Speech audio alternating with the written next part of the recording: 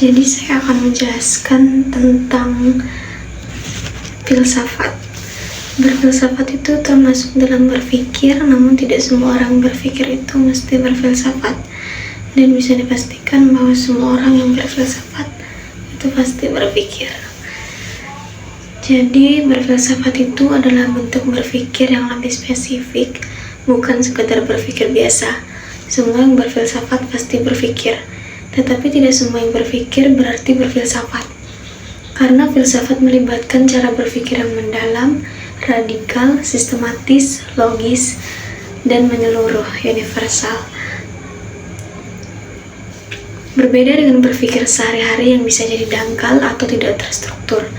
Filsafat seperti mencari akar, tidak puas dengan pengetahuan eksistensi, nilai, akal, dan makna secara fundamental, menggunakan nalar dan logika yang kuat, bukan sekedar asumsi atau akal sehat biasa.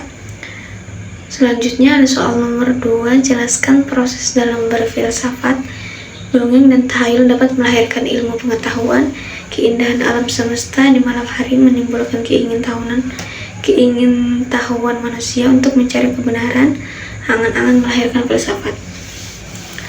Jadi proses berfilsafat itu dimulai dari rasa ingin tahu atau kekaguman terhadap fenomena alam atau kehidupan.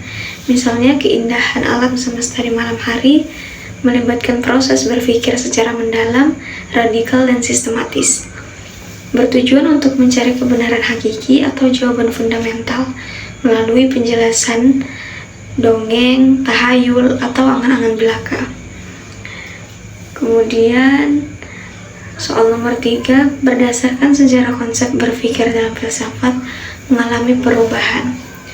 Jadi secara keseluruhan itu, perubahan konsep berpikir dalam filsafat mencerminkan respon terhadap konteks sosial, politik, dan ilmiah. Pada setiap zamannya bergerak dari penjelasan berbaris alam ke berbaris teologi, lalu ke berbaris akal dan pengalaman manusia, hingga akhirnya menjadi sangat fragmentasi dan kritis di era modern. Selanjutnya ada periodisasi filsafat Yunani beserta tokoh pemikirannya. Prosokrates periode awal yang berfokus pada asal-usul alam semesta. Tokoh penting ini termasuk Thales, Anaximenes, dan Pythagoras. Klasik Socrates periode yang mengalihkan fokus pada etika, pengetahuan, dan manusia. Tokoh utama adalah Socrates, Plato, dan Aristoteles. Helenistik dan Romawi periode setelah Aristoteles yang lebih fokus pada etika, terapan, dan cara hidup seperti Stoicisme dan Epikurisme. Selanjutnya ada sebutkan dan jelaskan filosof-filosof besar Islam. Yang pertama yaitu ada Al-Farabi, dikenal sebagai guru kedua setelah Aristoteles. Ia mengintegrasikan filsafat Yunani dengan pemikiran Islam terutama dalam logika dan etika dan politik. Kemudian Ibnu Sina, seorang polimatik Persia yang berpengaruh besar dalam kedokteran dan filsafat dengan karya utamanya The Book of Healing dan The Canon of Medicine. Ibn Rushd, seorang filsuf Andalusia yang dikenal karena komentarnya yang luas tentang karya Aristoteles dan pandangannya tentang hubungan antara agama dan filsafat. Kemudian ada pentingnya ilmu berdasarkan Al-Quran. Al-Quran ini menekankan pentingnya ilmu pengetahuan sebagai jalan untuk mengenal Allah dan memahami ciptaannya. Banyak ayat yang mendorong manusia untuk berpikir, merenung, dan mencari ulul ilmu, serta menempatkan orang yang berilmu pada derajat yang tinggi. Kemudian ada konsep sekularisme Barat dan konsep filsafat Islam. Konsep sekularisme Barat memisahkan urusan agama dari urusan negara dan kehidupan publik, dengan filsafat seringkali berkembang secara independen dan dari teologi.